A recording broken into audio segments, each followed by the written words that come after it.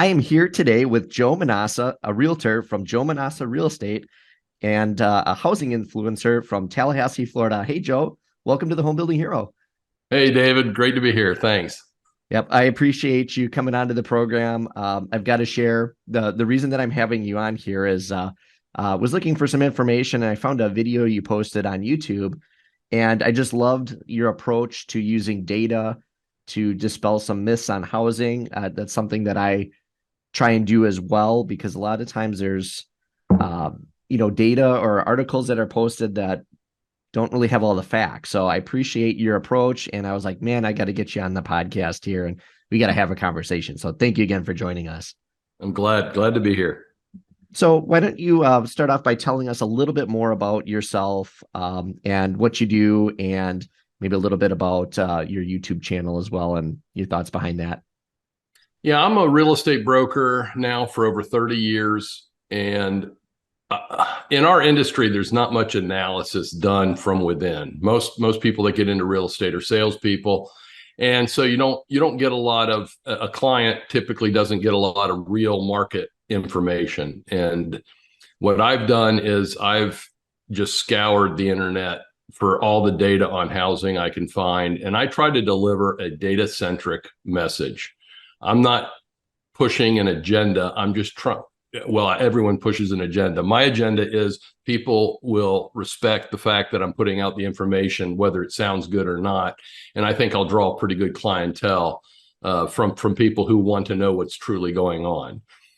Most of what we hear about housing, we hear about through the normal media and then on social media, and most of it's bunk. It's just garbage. And some of it's right because something's got to be right eventually.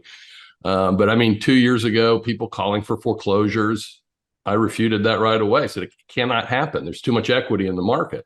And I was able to produce data from the Fred website that showed how much equity was in housing. And it's like, if everybody's deficient, they'll sell their house and take equity out of it. They don't need to go through a foreclosure sale. So anyway, my background is in the analytical side of real estate. I have a degree in computer science from West Point. I've since gone on to get my master's degree. So I'm kind of a little bit of an education nerd. And what I'm trying to do is deliver here's what's really happening based on the metrics. That's awesome. And I appreciate that. We'll dive a little more heavily into that in a moment. But I mean, obviously that approach, I think it just gives you a lot of credibility in the market when you do that, because you're building trust. And I think especially for a real estate agent and home sales, that's really key to do that. And people can disagree with your point, but when you have facts, it's really hard to disagree with the facts. Right. So I love that approach. That's what I try and do as well. And so, like I said, I think, we have a similar approach to that. So just want to jump back one step and just kind of what got you interested in real estate? Because obviously you have that computer science background and you said you're an education buff. So what about real estate really appealed to you? Well, in the Army, I was Airborne Ranger Infantry. Okay. First of all, wait, thank you so much for your service and welcome home. Thank you. Basically, the Army Ranger is the brute force and ignorance type, can go further, carry more, and blow up more stuff than anybody out there. And I just think that kind of is my persona, and I like to take on challenges. And when I was getting out of the military, I started going on a lot of these job interviews with, we'll say, quote unquote, normal jobs, corporate America. And infomercials late at night. We're talking about buying real estate and how to make money owning real estate. And I got so fascinated with that, I ended up getting back to my hometown and getting into real estate. And I've since bought almost 1,000 properties. I mean, I've definitely embraced the whole entrepreneurial side of real estate. And how many years have you been in real estate now? 31. Got in awesome. 1991. So yeah, you've seen a lot of different markets in that time. Yes, absolutely. So kind of the topic and the reason why I wanted to bring you on is really to talk about some of the challenges, especially with the narratives and housing that are coming out. And you kind of alluded to one story already, about foreclosures during COVID, which, you debunked and obviously were correct on. So Why do you think that there are these kind of wrong narratives? Is it because of the newspapers, just trying to sell links and people on it, or is it they're just ignorant, or what do you think that is? Well, I think it's a combination of both things. I think the newspaper management says, hey, housing's becoming a hot topic. Let's put some of our reporters on it. These reporters have zero background in economics. They have zero background in anything mathematically related. They're all journalists. So they do their best to research the topic, but when they go to research their topic, they're really just cheating. They're going out on the internet and seeing what everybody's saying. So you basically have herd mentality, and they're reporting it, and that makes it true because it's on all the headlines of all the major publications. And the reality is nobody is analyzing the simple supply and demand dynamic. And I hate to throw away all the work I've done to say, hey, it's actually easier than this. All you have to do is pay attention to supply and demand, and you know where prices will go. I can sound a whole lot smarter by quoting all these other statistics, but just look at supply and demand and you know where home prices are headed. Yeah, I agree with that completely. And that's, again, something that I try and do as well. And, the bottom line is the rules of supply and demand always seem to kind of trump anything else that's out there. Right. And, if it doesn't smell right or, feel right, and you start to then cross check it with the supply and demand and say, hey, look, there's no homes out there and they're still selling and the price is going up. That means there's demand.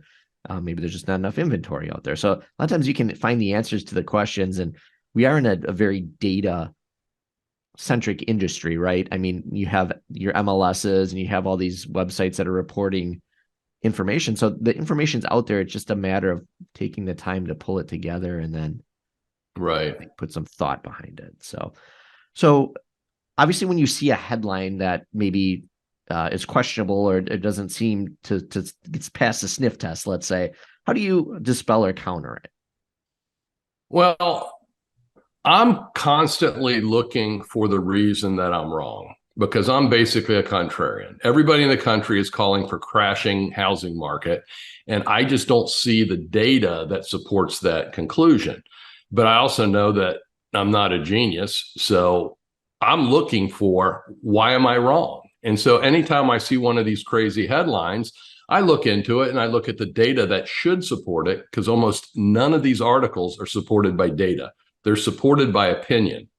We did a survey of realtors and they said home prices are going to come down. Well, realtors don't measure anything. Okay? Realtors are a magical industry that is able to do so much good work and move so many numbers around, but they don't measure anything. And that's been the case for the 31 years I've been in the business. Yeah, and I think you're right on the herd mentality as well, because I think sometimes, like, if an agent works for a bigger company, they might be getting their information from the top down. And the other thing that's challenging with a headline is that could be true in a particular market, but it may not be true in the rest of the country. And a lot of times these bigger publications, they take a bigger market like Florida, where you are in, and they try and apply that to the whole country, and we're all very different at different times, and so I don't think they get the local perspective. Would you agree with that? Amen. Because we are clearly in a undersupplied market nationally, but I know there's a handful of markets out there that have way too many homes. So if you're taking the national message and trying to apply it locally, you could be in harm's way. So you've kind of did something similar to what I did. So recently I kind of debunked an article from the Wall Street Journal about lumber prices being pre-pandemic levels. And I'm like, no, that's not true. The futures are pre-pandemic, but not the prices. So I kind of debunked that. I put it on LinkedIn. I think it's got like 50,000 views now. So it's good that people are seeing that. And I've been getting a lot of thank yous for correcting that information. But you recently came across a Forbes article that said the housing bubble will be the second worst since the Great Depression. Share your thoughts on that, because I know you mentioned that when we first talked, and I'd love to hear what you think about that. First of all, I love the headline because it got my attention. Whoa, worst price decline since the second worst price decline since the Great Depression. Oh my goodness, that's terrible. And then I went and looked at it and I said, well, wait a minute, what they're really saying, because we know the worst price correction came after the housing bubble. There's only been 2 times that prices fell since the Great Depression. Okay, in the last 80 years, they've fallen after World War II or at the beginning of World War II, and then after the Great Recession. Other than that, home prices have risen. I mean, there's been 35, 38, 40-year streaks of rising home prices every year. That's the norm. Falling prices is the exception. And so their headline really grabbed me. Whoa, second worst home price decline. What their headline really said was home prices are not going to decline like they did after the housing bubble. That's what their headline really says. And I agree with that. And it's just so funny because that's not what it said, but that's what it says. Well, there's the old adage, right? In the media, if it bleeds, it reads, right? Amen. So do you think that's really what it was, that they just were trying to draw, maybe click people in? Or do you think there was, another motive behind that? I think it's the ignorance of the reporter. I mean, wow, second biggest decline since the Great Depression. And you go, well, there's only been 2 declines since the Great Depression, so it had to be first, second, or third. It had to be one of those. I'll give them credit, right? That was creative writing to put it that way, right? Yes, beautiful headline. Yep, absolutely. They get A plus for the headline, and I think that's the same as kind of what I was dealing with. Is the headline was kind of interesting because it's like, oh, it caught people's eye, but it's like, no, it doesn't. Yeah. When you dig into the actual words, they could have still had a very powerful headline had they just changed the one word, and then it would have been accurate. But right, I guess that is what it is. Maybe that was the point of it. But so obviously consumers then get confused because of this, and they get scared and that type of thing. So what advice do you have to consumers that are out there shopping for homes and they face this kind of confusion? Well, first of all, take in the information, but respect the fact that real estate is local. It doesn't matter that there's not enough homes in the US if you live in Las Vegas. Right now, there's too many homes in Las Vegas. Okay, so you really have to know what your local market is really doing. And I can tell you that most real estate agents are reactionary. So they're really not going to be able to set up a supply and demand curve for you. So I'd say select the agent. In these times, your agent selection counts more than ever because you've got to have somebody you can trust. And right now, the information I'm hearing from a lot of people is just broken. Yep.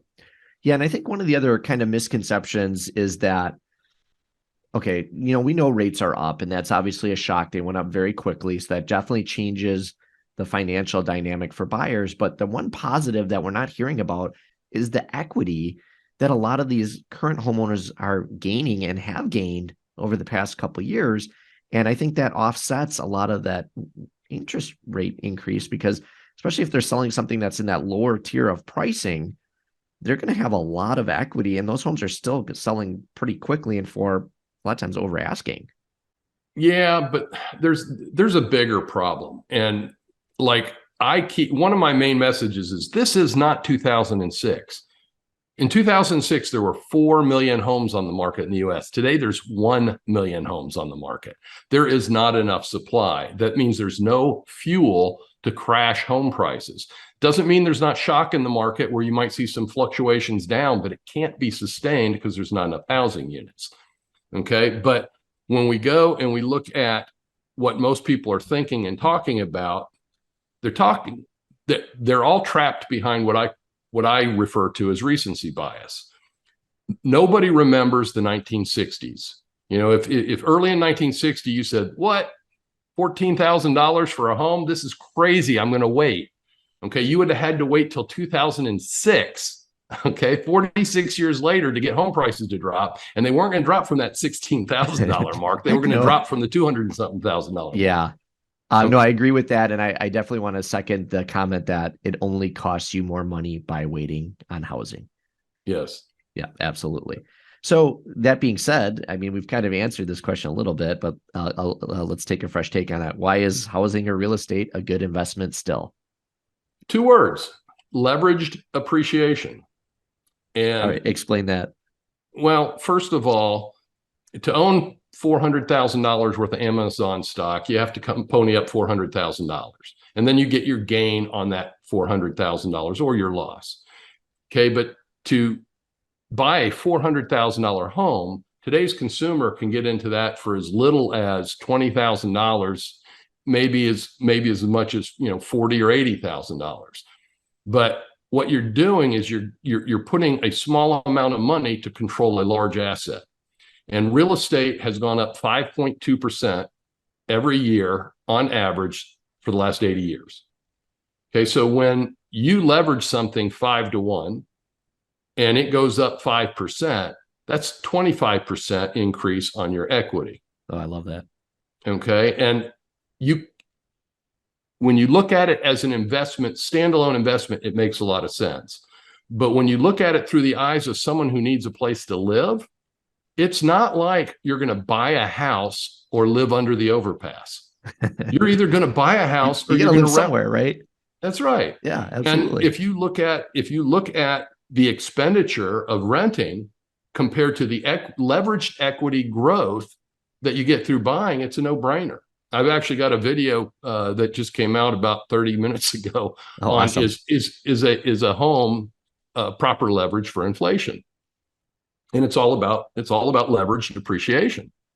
Well, I love that you tied it back to the renting, because as soon as you mentioned that, I was going to go right to that, because I think that's one of the baffling things, especially with the younger generation, is that a lot of them are just like, well, houses are too expensive, I'm just going to rent. I was like, you can't afford to do that. Like you're never going to get ahead that way. Houses build wealth. And that's always been true, but what's happening today makes it even crazier. Year over year rents are up 11%, but year over 2 year, it's up 23 to 24%. That means if I'm sitting there going, they're too expensive to buy, I'm going to wait till prices fall. In the last 2 years, your rent's gone up 24%. Yeah. And you got nothing to show for it. You know, at least if you're putting, you got a happy landlord, you got principal that you're putting in, and the house is appreciating. So, I kind of figured on like a $400,000 house that you're probably coming out about $14,000 ahead by owning a home, just with principal payments, and which is probably about $7,000, and then another $7,000 and, appreciation of the property. And something only a data nerd would bring up. We often compare. That's why you're on here. Yeah. We often compare like the median home price with the median rent. What most people don't understand, though, is the median rent doesn't get you the same place as the median home price. The median home being sold is a nicer place to live than the median rental unit, because the rental side, you have tons of apartment units that are bringing in the median. And so when you go, well, the median rent is this and the median price is this, they're not for the same unit. Absolutely. You're probably looking at median plus 15% to compare to the median house that you can buy. Sure. Good point. So let's talk a little bit about housing affordability, because that's a huge passion of mine as well. And it's definitely getting out of control. And what are your thoughts on it? I would say that the next president will find that housing affordability is probably the biggest issue on the table.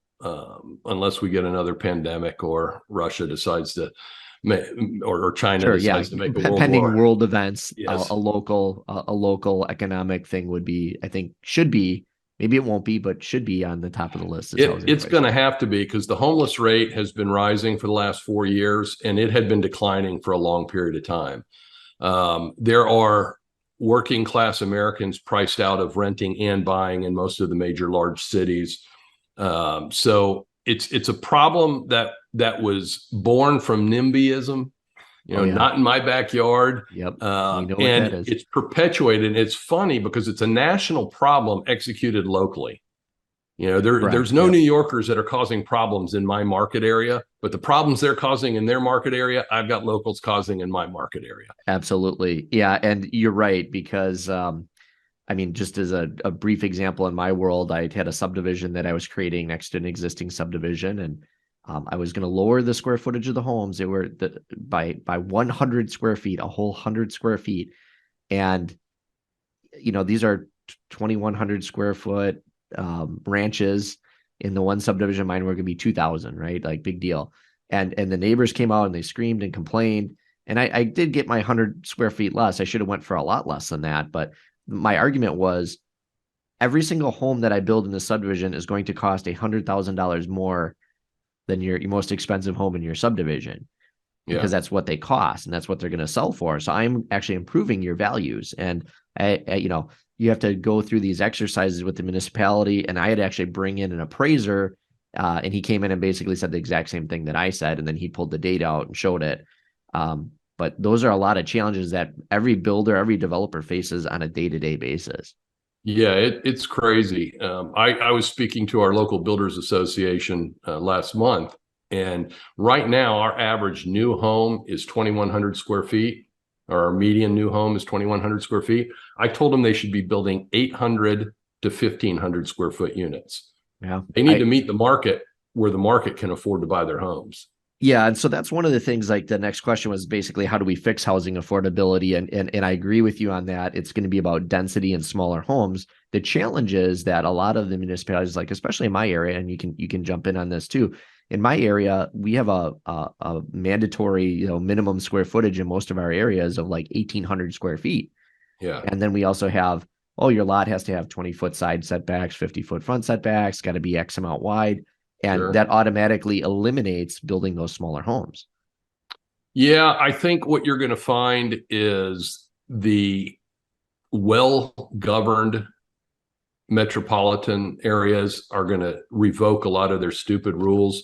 They're not going to come inside of an established neighborhood and change their setbacks. They're not going to change the housing size density. But what they're going to do is they're going to open up windows of infill opportunities. They're going to open up windows of new development opportunities. And they're going to go, hey, if you can build an 800 square foot house, which is basically a 2-bedroom, 2-bath, maybe attached unit, if you can build something like that, and there's a whole market of people that want that, you're doing this community a service by creating housing that's, I'll use the word affordable. It's not under the government's definition of affordable. Absolutely. But I just mean it's a whole lot less money than the bigger homes. No, I agree with you 100%. And like one example of this that I can share is like the city of Houston.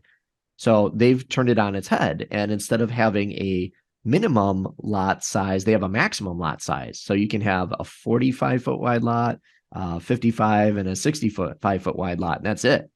And so that automatically pushes everything in and creates these boxes where you can create some smaller, hopefully more affordable product on the market. Well, I'm not a expert in the management of housing and community rules and all that. But when I was looking at land use examples, because Florida's is poor, and when I was trying to look at, I honestly, I think most of them are poor around the country, but that's just my opinion.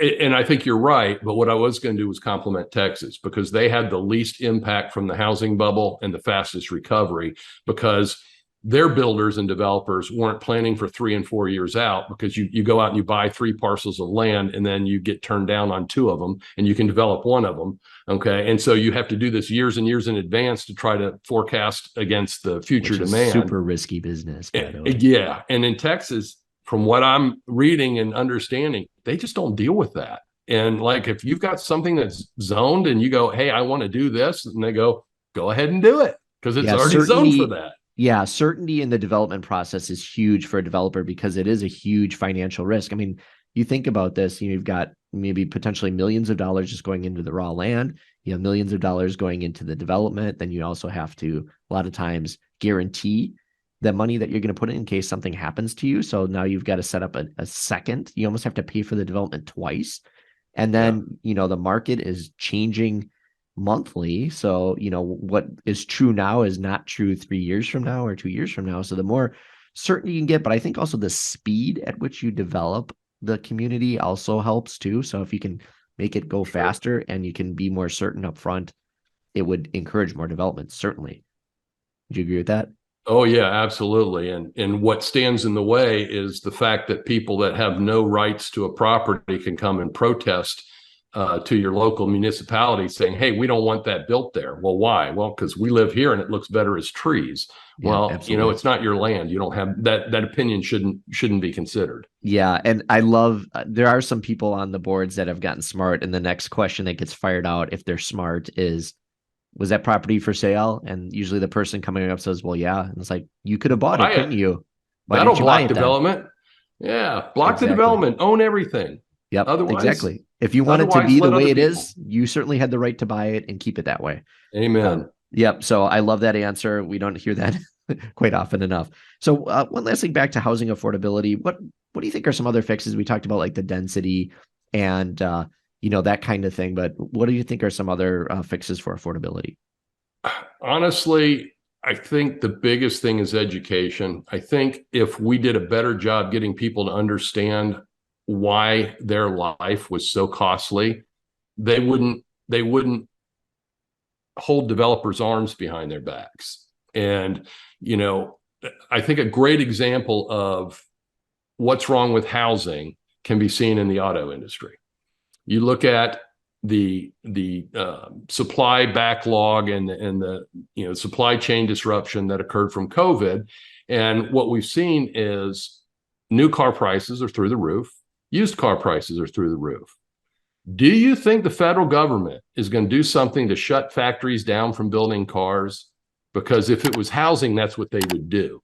Yeah. Okay, prices are soaring. Let's shut the builders down. Let's make it too expensive. Let's take away the mortgage product from the buyer. Let's shut down housing. We need to kill these house prices.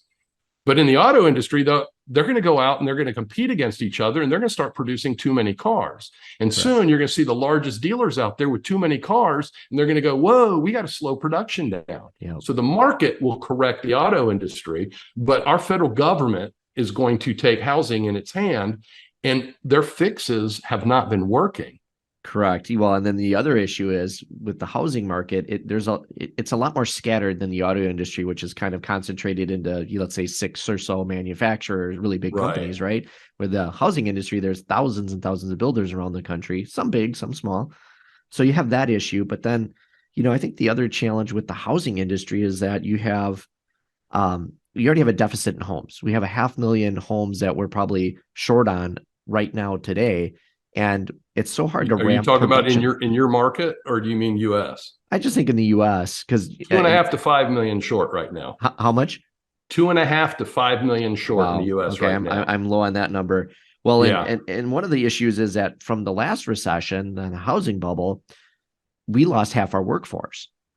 And you don't replace an entire half of a workforce, especially skilled trades, when you take it out of your schools. These guys got day jobs that left the industry. We still haven't replaced most of the people that left the industry. So we should be producing probably anywhere from 1.1 to 1.4 million homes a year. And yet we're barely hitting the 1 million mark. And we really can't increase it because we just don't have the labor force.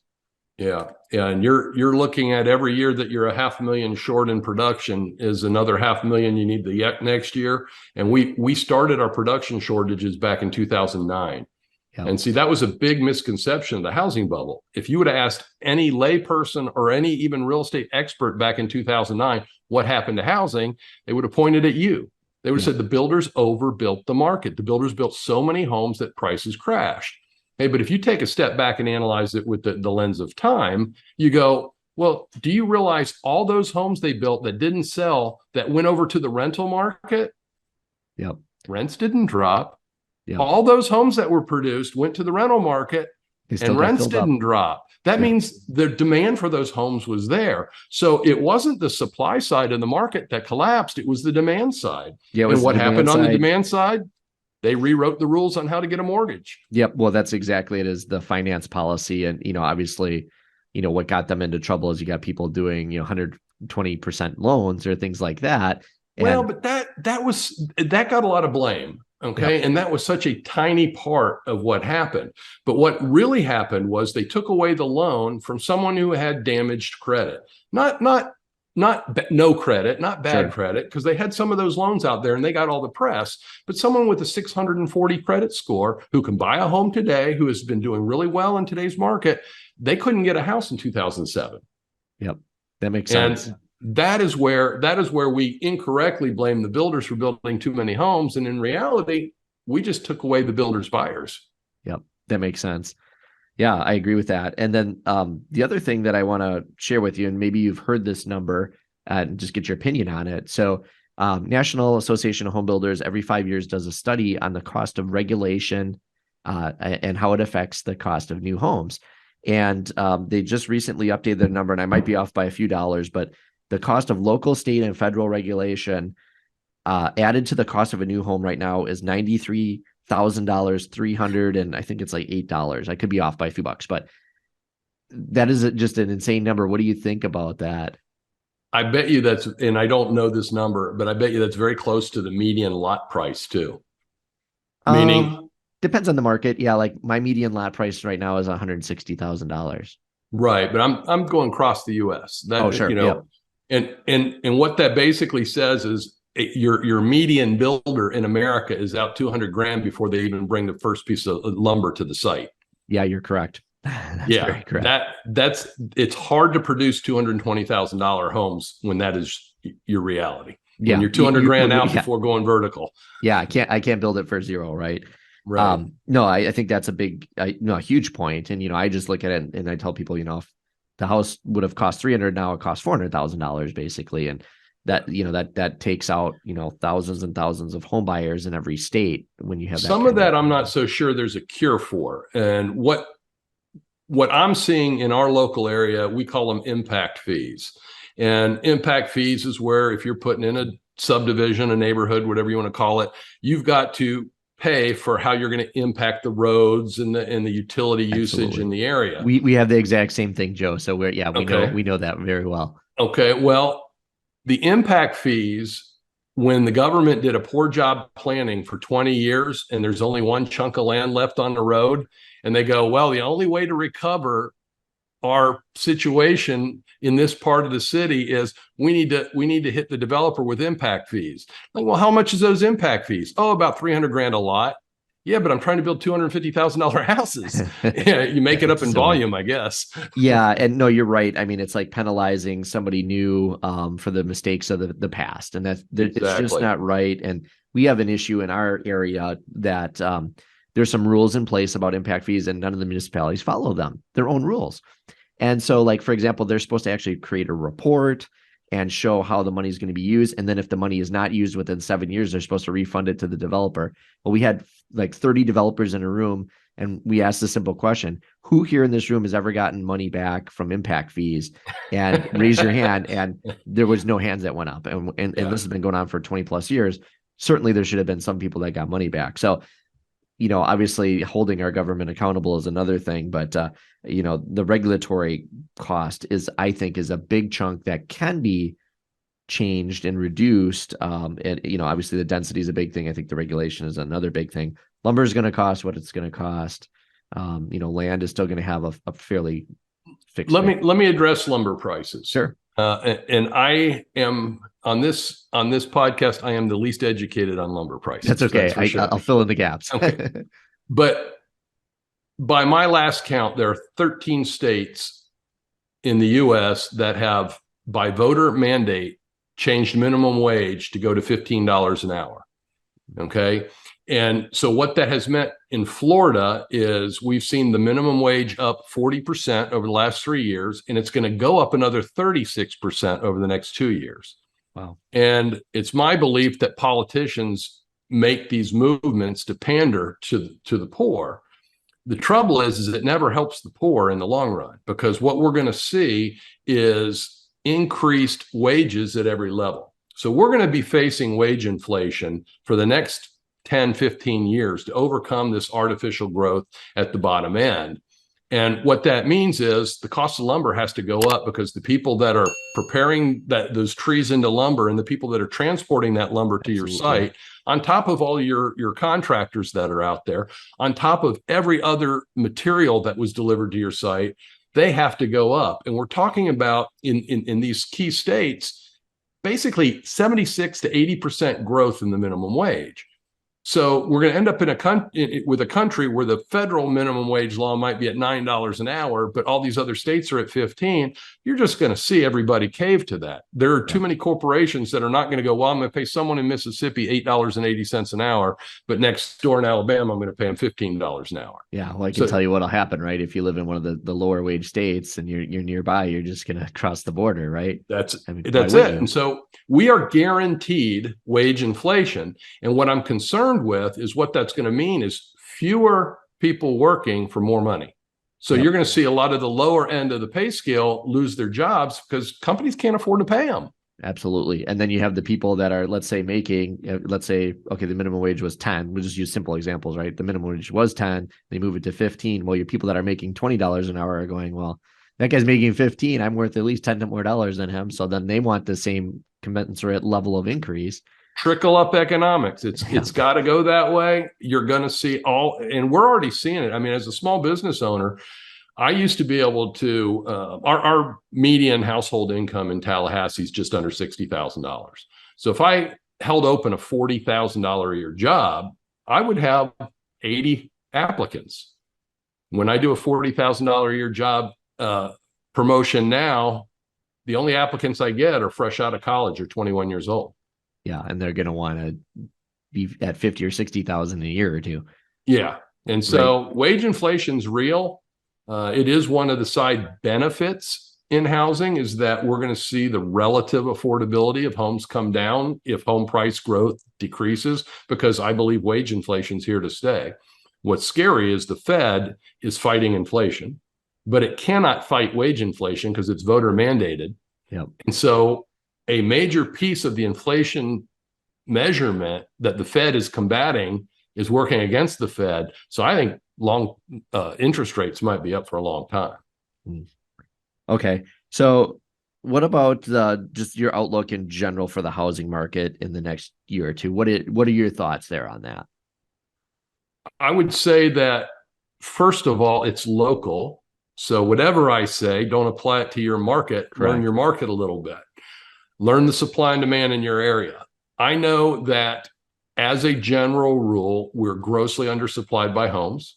I think you have some metropolitan areas that are shrinking and they're going to have supply issues, too much supply. You got metropolitan areas that are growing, they're going to have supply issues, not enough supply.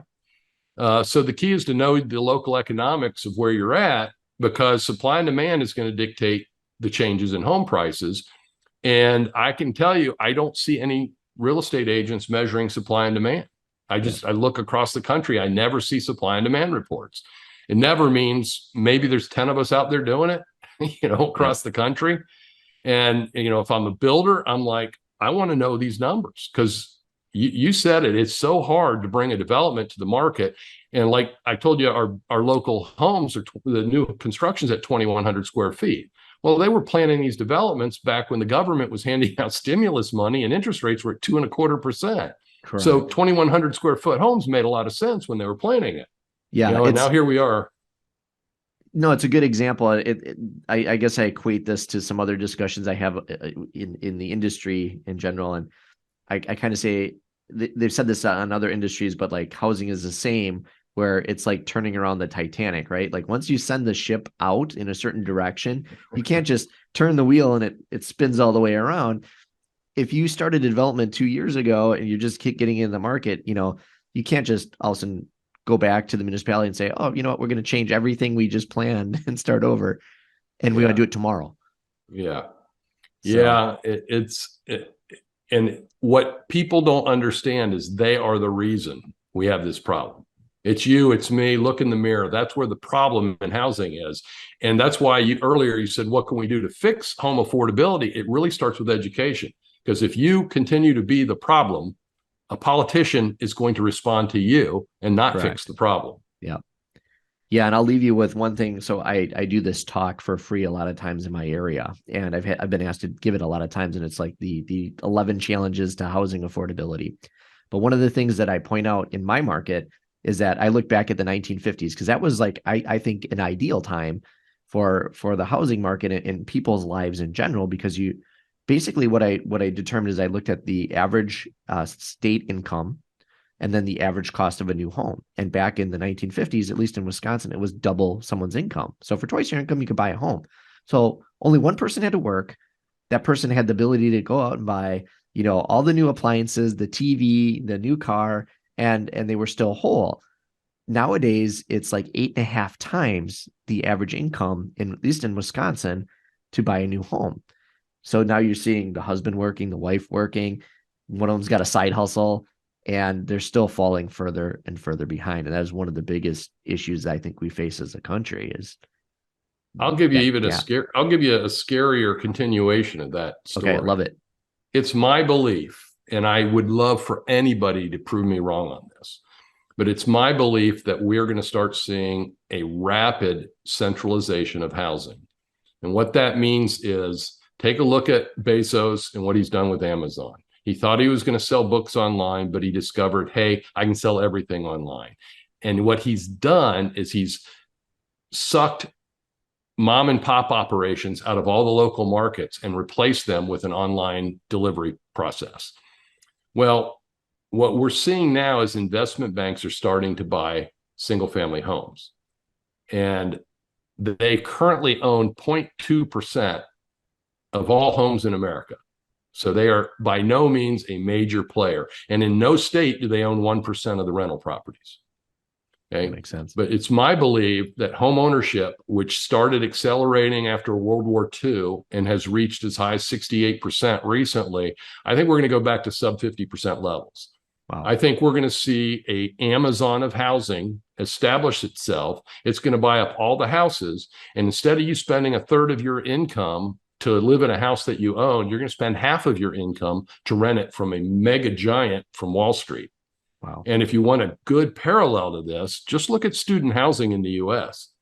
25 years ago, 99% of student housing was owned locally. Today, I think Wall Street owns most of the student housing complexes that you'll see around the major universities. Wow. That's interesting. No, very interesting take. And I think, just with the rates being low, I think, obviously we've seen a big influx in, the build to rent market and, investors buying. And what's scary as well as seeing, foreign entities coming into the country and buying up a lot of our property. And, the problem is you get to that tipping point, right? Where they own too much of it and they can dictate whatever they want for the rates. It's still a free market, but then, right. all of a sudden they tip those things up. But imagine when it's one entity controlling 20% of the homes in your area. Yeah, well, what if there's one decision maker controlling 20%? Because I bet you if you did a study 20 years ago, there was nobody in a major metropolitan area that owned 1% of the housing units. Correct. Now imagine there's a decision maker that controls 20, 30, 40% of the housing units. That means they can single-handedly go, rents are up 10%. Do it across the board. What are you going to do? You're going to move to a house that's not available? You're going to move under an overpass? You're going to move into a cardboard box? Because if you want to rent, they're up 100, they're up 10%. Yeah. The only thing is what people are doing now, which is they're cohabitating and getting creative. But who wants to live like that permanently for the rest of their lives with, a house packed full of people? Well, if we stop people like you from building homes, cohabitation needs to become on everybody's monitor as what they're looking forward to. Amen. Yeah, absolutely. Well, this has been a good discussion. Is there something that maybe I didn't touch on that you'd like to share or add to the conversation? No, I would like to readdress something because we got off on a tangent, is recency bias. And I will tell you that recency bias is simply the habit of people to give more credence to something that has happened more recently than something that happened in the past. And I will tell you, the majority of stuff I read about real estate is a headline with a couple blanks in it that says, the reason the housing market is going to crash is blank, because everybody expects the housing market to crash. Now, I expect it to crash, even though my data tells me it's not going to, okay? Because home prices jumped up 30% in 2 years. You can't afford that. Homes are not affordable. Right. But instead of letting go of that emotion and going, okay, let's figure out how it's going to crash, people are just going, well, no one can afford these prices. You're going to see all these foreclosures. I'm like, well, what about all the equity in the market? Won't people just buy those homes? And the people who fell behind on their payments, won't they just get a pile of money and go rent? So there's so much speculation, but I think it's all built upon recency bias. Everybody expects the housing market to crash because that's what it did 15 years ago. But the previous crash was World War II. The previous crash before that was the Great Depression. That's it. 3 crashes, 100 years. You're 100% right. And I think that's one of the challenges. People hear something enough times, whether it's true or not, they start to believe it. And when you start to look at the data and you go, no, that there's just not really a physical way for that to happen, But the problem is, we only have a certain size megaphone, right? And the media has a bigger megaphone. So if the Right. media chooses to use their megaphone on one particular thing and it's not correct, that's the challenge that we face. The only thing we can do is continue to support each other as industry professionals and content creators and get our information out and hopefully, prove our trustworthiness and get the correct information out and hopefully, uh, you know, do our part to control the narrative as best we can. Amen. Get the word Absolutely. out. Yep, absolutely. So, if people want to get more information about you or find your videos, where can they go? My videos are on YouTube, where our YouTube channel, our new handle is just Manausa, Manausa. So if you go look for Joe Manausa Real Estate on YouTube, you'll find us. I also write a daily blog. It's much more local in nature. My YouTube channel is more U.S. housing market based. But every Monday morning, I put out a pretty analytical article for people who prefer to take it in through their eyes instead of their ears. Yes. Perfect. Well, I'll add the link for your YouTube channel because it's excellent. I would definitely recommend anyone check it out. I'll put the link in the show notes. So if you're on the road and you want to listen to it, you can check it out there. And then just a huge thank you again to Joe for joining the Home Building Hero today. Great conversation. I appreciate everything that you're doing out there and keep it up. Thanks, David. I appreciate it. Thank you.